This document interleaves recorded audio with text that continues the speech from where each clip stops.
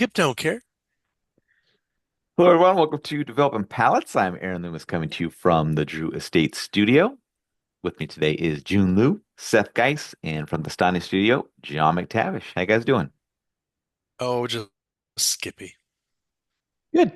Doing good. It's kind of we're kind of having like a California day here. It's kind of wet, kind of just kind of cool and wet and just kind of like meh, like Yeah. like there's mist and it's kind of foggy and Is that what a it's California Play day's unusual. like? ball. It's a Seattle that kind of a day, I would say, maybe. Yeah, I was Pacific gonna say, Northwest, I listen, guess. I spent some days in Felton, California, Yeah. just south of the bay, and it was never cool and misty, but I It do was like probably the cold, right? Weren't you cold? Was it cold up there? Down dude, there? I was just fucking jamming out, smoking weed to John Mayer. I was having the time of my life, man. Attaboy. I don't know what to tell you. All right. Today, we are talking about the RoMa Craft Intemperance Volstead VO 1920 Judas Hole. This cigar is a Lonsdale, 6.5 inch by 44. Comes out of the Fabrica de Tobacco Nica Sueño factory in Nicaragua. Wrapper is Ecuadorian Sumatra. Binder is Mexican San Andres. Filter is Nicaraguan Condega, Jalapa, Pueblo Nuevo, and Dominican La Canela Corojo. Uh, Blended by Skip Martin. Price point is $9.95. And the cigar was released in June of 2025.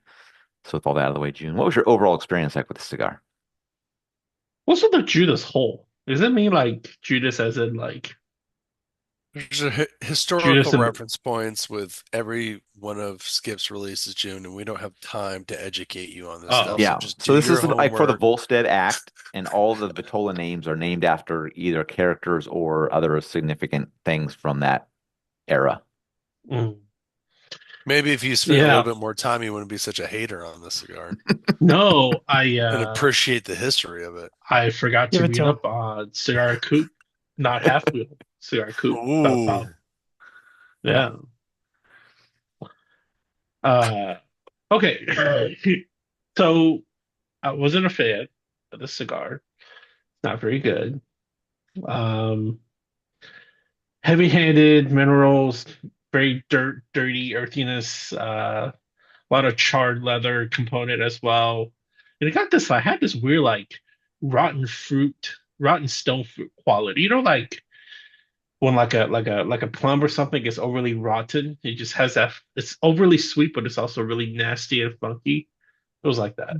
Mm, I okay. typically stay Uh on top of my produce better than that, June. Sorry. yeah, sometimes I just, when the money's short, I have to go to Aldi's When you and get buy the some Uh, rotten you get fruit. the get some rotten crappy fruit. plums. Yeah. Yeah. Yeah, I was like, if I eat it tonight, I think I'll be If good. you eat it Tomorrow, tonight, it'll be fine. I Yeah. don't know. Tomorrow, maybe not.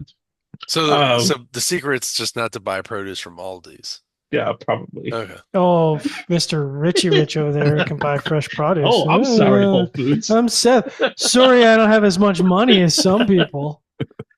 By the way, when we first moved to the US, I remember my dad going there, and then What because we to were Whole super Foods poor. or No, no, no, Aldi's? to Aldi's because we were Oh, like okay. we're super poor when we first came to the US. But anyways, shout out to Aldi's, make better. Well, whatever, not go there anymore.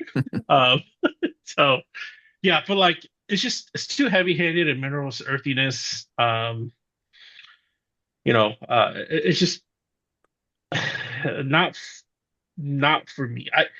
I realize skip cigars for me. I either like it or I dis or like not average, but like dislike. You know what I mean? Mhm. Whereas AJ's is like I find everything average, right?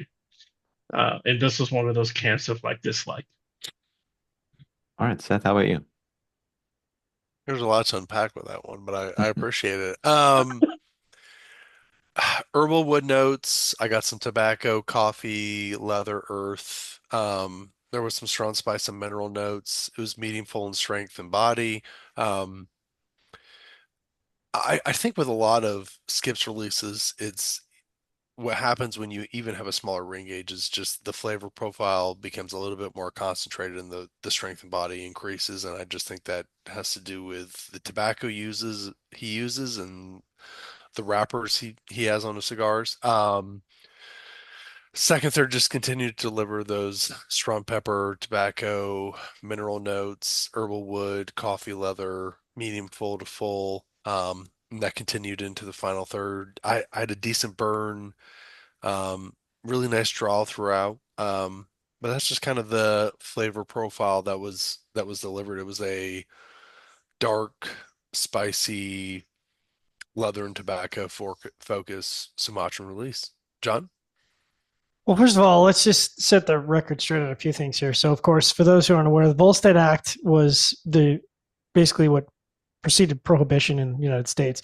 And the reason why it's relevant, so a Judas hole is another name for a peephole. So if you can imagine you're going to an illicit brewery or whatever that's Speakeasy. serving alcohol that's been speakeasy, thank you. A Judas hole is essentially you think of it like a peephole, but you can't see it. So someone from the other side can see you without you knowing there's a peephole, without you seeing them. So that's what a Judas hole Is that is. And is that modern term glory hole?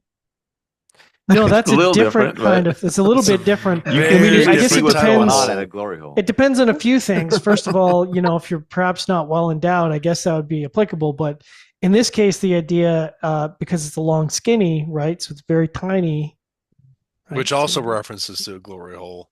Which, Yeah, but God, you could don't lose you your wish you could Skip lose was your eye here at a for glory this hole. whole thing? Oh, I'm sorry, John. You were trying to be so great doing the historical. I do my I had to best. fuck it up. I'm sorry. It's just. Anyways, Volstead, Intemperance. Yeah, this Yeah. is that. I think the Intemperance is the first or the best cigar, regular production cigar that Skip makes. I'm still not sure which is my. Wow. Yeah, Wow. yeah, I think it's the best regular production cigar he makes, and I really enjoy a lot of the cigars he makes. I think this is the most consistent. I've smoked so many Intemperances at this point, I can't even begin to tell you. Um, the Volsteads are better than the ECs. I really, really, really like this blend. Anyways, I'll get through my tasting notes and then we can talk about it. So for me, the first third, creamy nuts and bread, a really nice rich tobacco note with earth, red pepper flake. I got like a custard-like sweetness in the retrohale, like literally custard. Red pepper flake turned into cayenne, so it had like kind of a punch to it. Got some espresso in the retrohale, and then the cayenne kind of like it was up to medium full and then kind of pulled back, thankfully, because it was getting a little heavy in the palate. And so as it pulled back, the pastry sweetness really kind of became the driver in the profile, which was fantastic. Second, third, creamy bread, sweet tobacco. Cayenne was still sort of there. Kind of like if you have like really spicy Indian food, just kind of sitting in the palate, like not dominant, but just as you finish the puff, you could taste it post draw. And then that kind of became it's going to be so. This is as in you shit it out pretty no, violently. no. Wait, you're going to laugh because this is totally a Charlie moment. I swear to God, I was getting cinnamon red hot. Cinnamon red hot. Get out. You know? Excuse yourself. I'm just saying. Then I got wood kind of halfway point, and then just tobacco and baking spices on the sort of second half. And the last third, kind of I haven't. God, it's such a good cigar. Creamy baking spices, earth, mix of sweet spices on the post draw instead of just dominating by earth. The creaminess intensified as the last third continued. Just a really wonderful, consistent all the way to the end. Construction was perfect. 45 inches of draw on the water on the draw machine, so perfect. Might be the best cigar I smoked all year. Aaron? Nice. Yeah, for me, the cigar started with toasted oak, crushed red pepper, black pepper, and some earth. Crushed red pepper mellowed pretty quickly, and the earth increased a bit. And then later, the pepper mellowed, and the crushed red pepper departed. The black pepper then mellowed a bit more. Second, third saw some light creaminess join, and the earth increased a bit more. Then the final third saw the earth become even with the toasted oak up front, and then later some leather joined the profile, and the toast level increased. Construction absolutely perfect for me. So no complaints, especially on like a thin ring gauge like this, which is not always possible. But the cigar had a nice start. It had dynamic components of the crushed red pepper and the black pepper. Dropped a level in the second third as the red pepper had departed, then black pepper mellowed and kind of maintained a pretty linear profile the rest of the way. So I thought this Vitola was pretty on par with the one we reviewed previously, but I just don't see it as a cigar I'd really return to on any kind of regular basis. I like the size. flavor profile didn't do much past the first third for me. So, all right, getting into the scores, we're going to start at the top with John at 7.17. I gave it a 6.1, and Jiunn and Seth both gave it a 5.75. So, John, how'd that 7.17 match up for you? Matched up well. I can't recall offhand the last time a cigar was good, minimum good all the way through all three thirds. Yeah, it might be more than a year now. So My 6.1 matches up well. Above average flavor profile, perfect construction, gets it right above that 6 mark, but just right on the fence of whether I usually come back to or not. Price point's nice. I like the Vitola. I just needed a little bit more of that first third longer in the cigar to get me to come back to it. All right, Jiunn 5.75. It's average. No need to come back and smoke an average cigar, right? Same for you, Seth. 5.75. Yeah, I mean, we've reviewed other Vitolas in the Intemperance Volstead line. I think what did we do, the knuckle dragger? I don't think that's what it's called, but that no, it was the oops, fucked that one up. That's Either right. way, it I'll was a get it for larger you. ring gauge though. I think it was a larger ring gauge though. yeah. So Noble Experiment, which is the Noble, 5 by yeah. 56. Right. Okay, so it's a larger one, Mm. but I think like with the only time there's been a couple releases that Skip's had in the Lonsdale that I've liked, but I typically gravitate towards his larger ring gauge offerings. I think there's a little bit more balance with it. When he gets in the smaller ring gauge, I think that's where Jiunn calls, that's where Jiunn gets hated. But I think that's where a lot of like the guys who really like the RoMa profile, like John as well, really you get that wrapper and you get that strength, and I think that's kind of what Skip goes for with that brand. And it's just a stronger, darker profile. So it's an average stick, but it's not a Vitola to come back to in the brand. All right. Any final thoughts from you guys on this?